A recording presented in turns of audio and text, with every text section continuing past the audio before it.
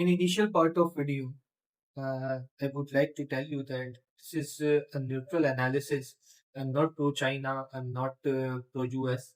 And the objective of this video is to educate and to share information regarding South China Sea only. It is one of the most dangerous and disputed territory because of global trade, and five countries had claimed that the South China Sea is part of their territory.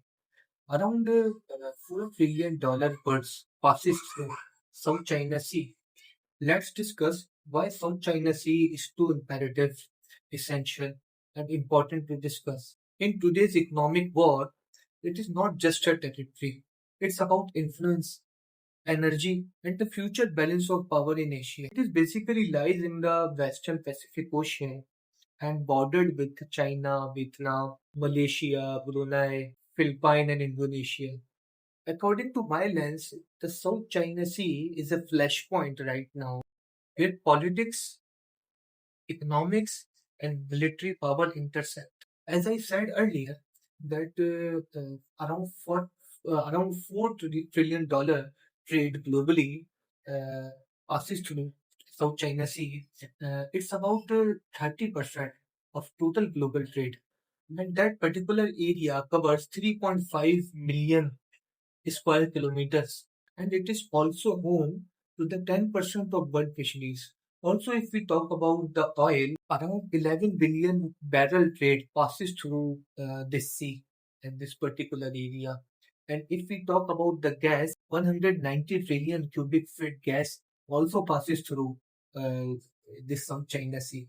That's why uh, this territory is too imperative, too important, too essential for China and the claimant countries. The Asian countries are pushing to make a specific code of conduct to negotiate with China because of a slow process. Because China is no more interested to talk about that, because China knows the importance of that particular territory. According to China's statement, that it is part of their sovereignty, and they are not going to compromise on that particular issue.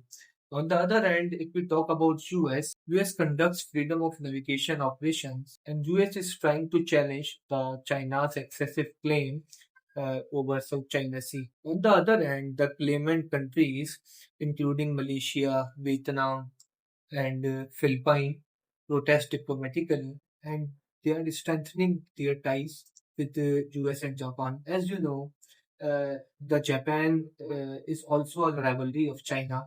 On the other hand, Japan is part of the US camp, and that is why it has that much importance.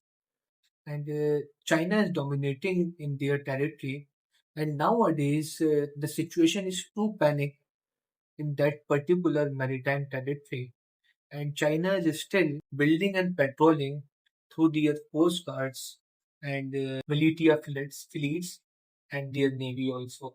China claims because of their historical rights and on the basis of their sovereignty.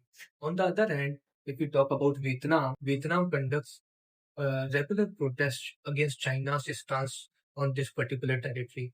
As far as Philippines is concerned, Philippines filed a legal case against China in Permanent Court of Arbitration. In 2016, the court said China had violated the Philippines' sovereign rights, and China has no right to build artificial islands in that particular territory. Let me mention the Paracal Island here.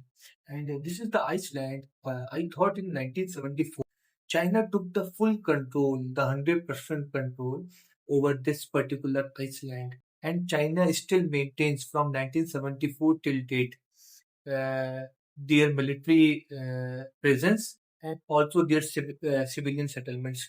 This is highlighting China's gray zone military strategy. Also, we can call it salami slicing. People know with the name of salami slicing, and people are well aware of this strategy of China. Through this strategy, or via this strategy, China wants to safeguard themselves from open war or from direct war through building artificial islands and deployment of Coast Guards, China is trying to increase its dominance over that territory, and similarly, they are also avoiding the war too. In this nine dash line, there is a legal framework crafted by United Nations, and world already adopted it from 1982 till date. Now you see why this geopolitical issue is still unresolved, and the global powers are still fighting and still trying to dominate and trying to thrive their influence over this territory. As you well aware that there is two global powers, two big rivalries. One is United States, one is China. And because of this rivalry and the strategic objectives of US doesn't want China to remain powerful in South Asia. On the other hand, China wants to increase its control over this strategic location because of global trade, energy transport, and regional security concerns. And let me tell you here that there is a huge deterrence for US and its allies because of China's dominance over this particular territory. Now you understand why this sea trade route is so important, and why it is the biggest conflict across the globe right now, and why it became so complex and later transformed into territorial conflict too.